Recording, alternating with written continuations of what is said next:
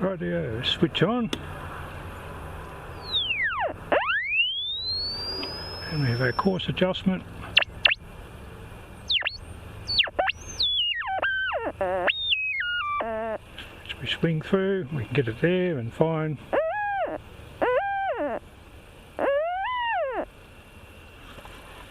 And just swing it against the tripod of the camera here.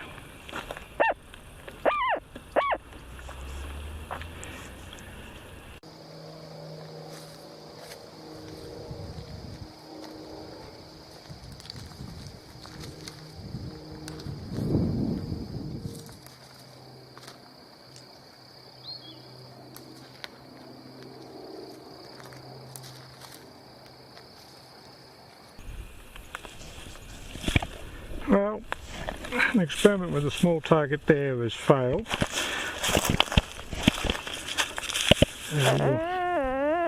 Which was just a hole saw drill shank just dropped into the ground. Go over here and I've got a pipe plate buried here.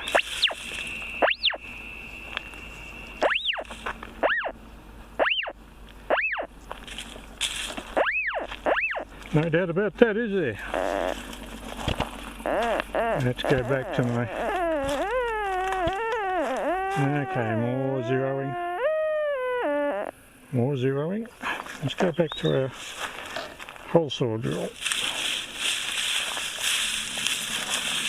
Oh dear, that's not too encouraging, is it? Shush. Where'd I put it?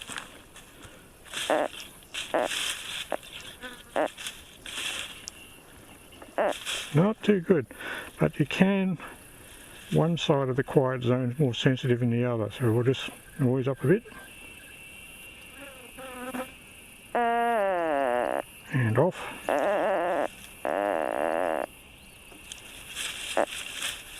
That's no good. And we'll go the other way, fine control. And off. There it is there. Well, if you were using it for real, you wouldn't want to get it wrong, would you? Hook it out of the ground. Show you what it is.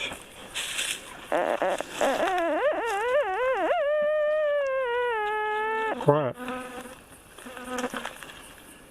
Too quiet.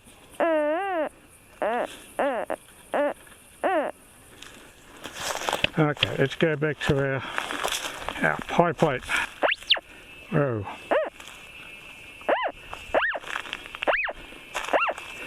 It would appear that most old landmines are substantially metal and quite large, so this is not going to have the slightest problem finding it.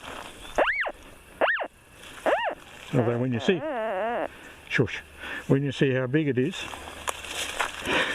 you'll be not surprised at all.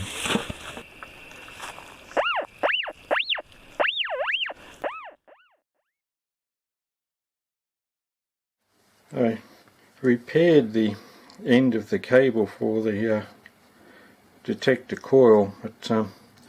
It's rubber sheath and the inner cores look old, like some sort of old mains cable. They're rubber as well. Now they've got a habit of going either like chewing gum or brittle and just breaking away.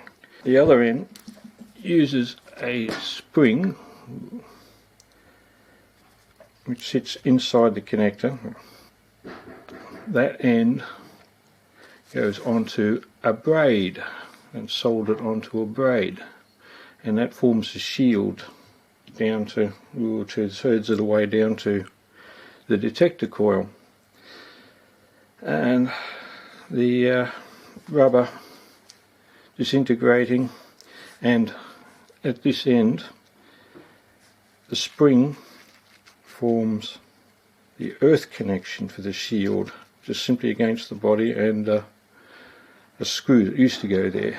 It was that badly seized, I just had to slowly grind away at it. You know, bit of a butcher, but I just couldn't see any other way around that. Tried the patch this and fiddle with it, and no, this is hopeless. There's only one way to attack this, and that's close your eyes and go for it and see if we can sort the disaster out after. This end now empty, and just slide a bit down here. A bit more went down, bit more, and have it look like it originally was. Victory. Now I've just got to find something to replace this. Let's just see what happens when I just flex this. Boom. Yeah. And it just tears away, and so does the, yeah, I just use my fingernails on the internal wire, and no, it's hopeless. In replacing the detector coil lead, just simply used an IEC computer lead. So I made this all up, and then slowly worked the replacement lead through and in, and then terminated it. And yeah, it was a bit of an engineering exercise, and plugged it into the detector and tried it, and quite surprised it worked. We'll see if this stands the test of time another 75 years. Many parts are marked with the Defence Department symbol. The coil has some damage, but the windings were good. The battery appears to be specialised and not available since the war. It has the symbol as well. The date clearly marked. Trying to save the appearance and make it usable required some effort. Removing the internals was essential. The cells had not leaked. The 4 large cells are parallel wired for 1.5 volts. There were 66 cells wired in series to provide 99 volts.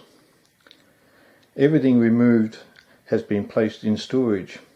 This picture shows the start of the frame to support the cardboard. We needed something to replace the original battery pack to drive the detector. A 99 volt supply, we'll call it 100 just for argument's sake, and 1.5 volt supply for the filaments. In this case we've got 1.2 volts and 4 batteries in parallel, slightly under the rating we want, but it works. The high tension supply, 8 batteries giving 9.6 volts series to drive an inverter. Now that one I blew up, that's the spare, and of course there's one inside the guts there. I always buy 3, one to install, one to blow up, and one to have as a spare. Now the box was originally just the cardboard outside lining for the battery packs, and we need to improve on that. The purists will hate this, and the engineers, etc.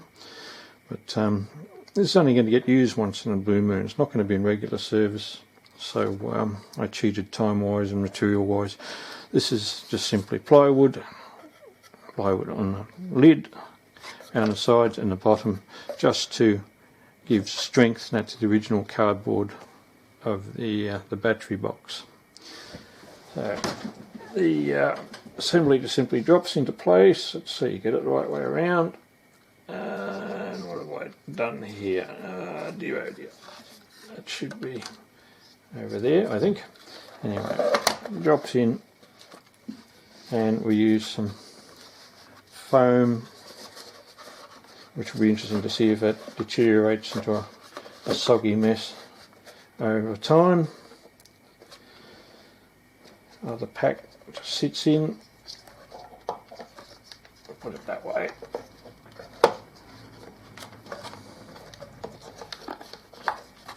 and again some foam in the bottom. Oops, wrong way. I think, no, I built the thing, surely I'd be able to put it together. So the foam just simply holds these components in place so the detector can be put into use without any excess items rattling around. The inverter does have an off-on control switch, and which needs to be put on first, and a nice little pretty blue LED to show we've got our 100 volt supply. Yellow is the filament supply, red is the HT supply for the anodes or plates as we call them, and black is the common and using the original connector. So the lid simply goes down, you stand it up on end, and it fits into the pouch. So rough as guts, but we've got the original battery, 14th December 1942, Broad Arrow, Department of Defence. About as original as you can get.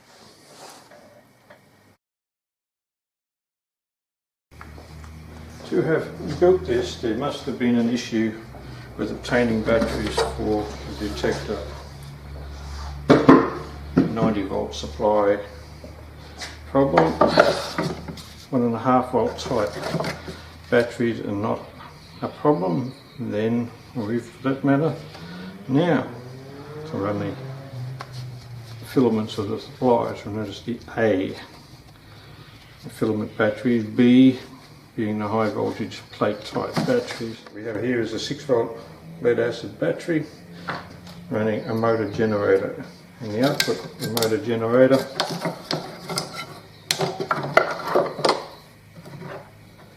cables that supply 90 volts on to run the detector.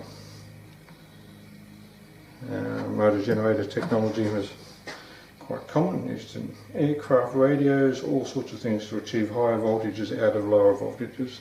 And the basic principle is that you're just simply using a motor driving a generator providing a higher voltage output.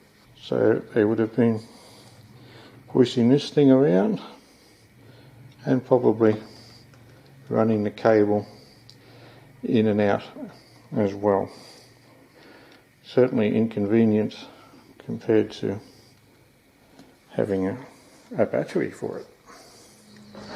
The substitute for the high voltage appears to have been a single core cable and the outer sheet. And it just simply run out. And just simply wound back again.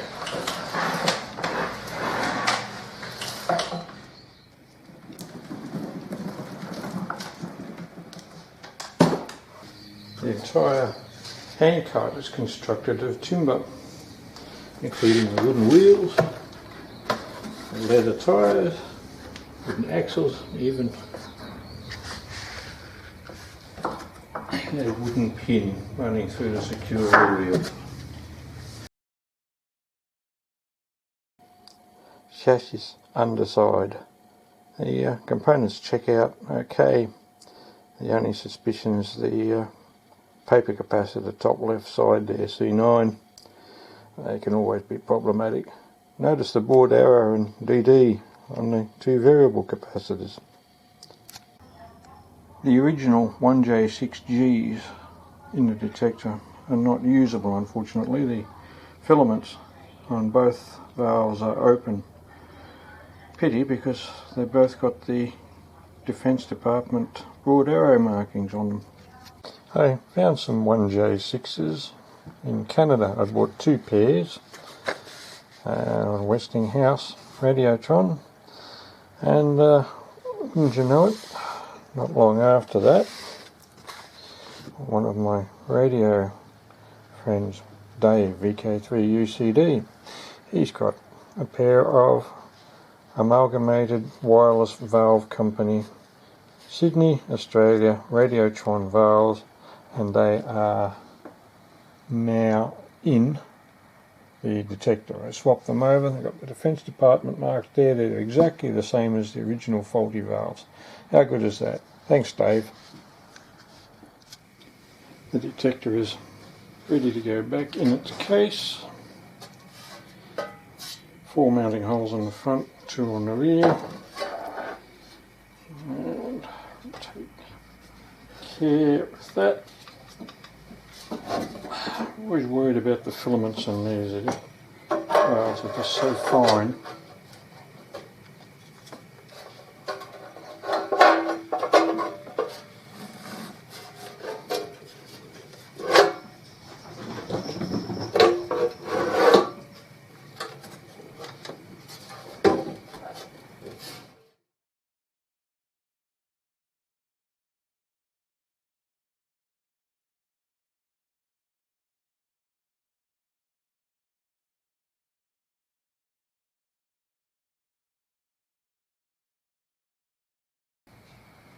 Attached to the underside of the carrier bag is the lid for the detector. It has a schematic and it has the instructions.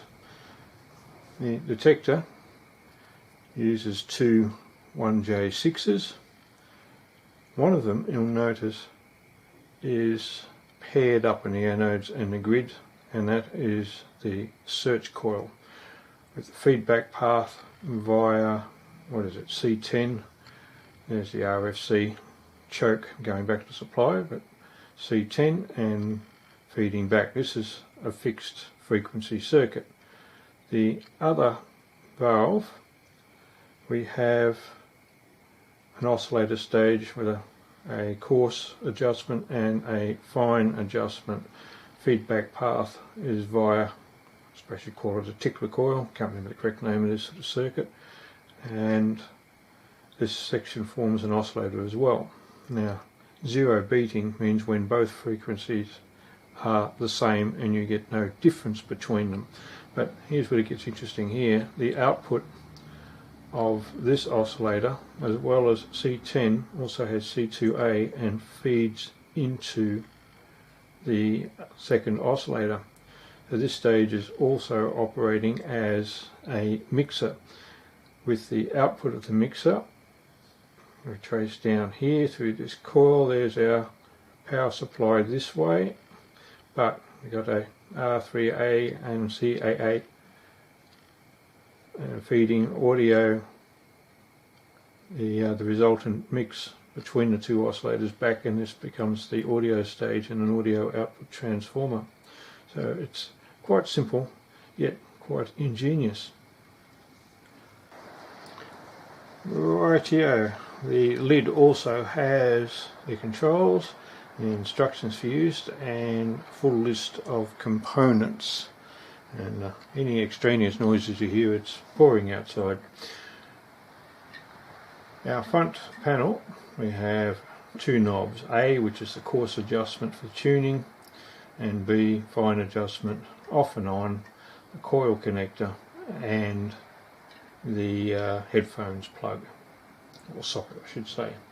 So our instructions: connect the cable, battery cable, 2, connect the search coil, 3, plug in the headphones, 4, set knob B in vertical position, which is the lower value capacitor. When it's in the vertical position like that, it's halfway from its value from 0 through to full on.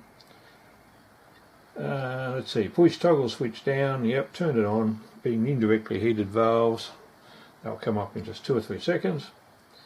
And what have we got now? Holding search coil 4 to 6 above ground, I assume that means inches. I think it's a turn knob A. Yeah, turn knob A until whistle is reduced to a low growl. Turn knob B until you reach the silent position, and the silent position is when the two frequencies are the same and they beat against each other, or in this case now they don't beat against each other, so there's silence. Silent position between the two whistles. Okay, instrument is now ready to use. When the search coil passes over a mine, a high pitched whistle will be heard in the headphones. Excuse me, my eyes are not too good and this is not easy to read. What I forgot to add is when the search coil goes over a metal object, it changes the inductance value, which changes the frequency of the oscillator. So they're not running at the same frequency, and one will beat against the other and you get an audio tone. You move it off the metal object and it comes back to its normal operating frequency and back to 0 beat. Interestingly, different materials will have different directions of pull on the inductance value, but we won't go into that here.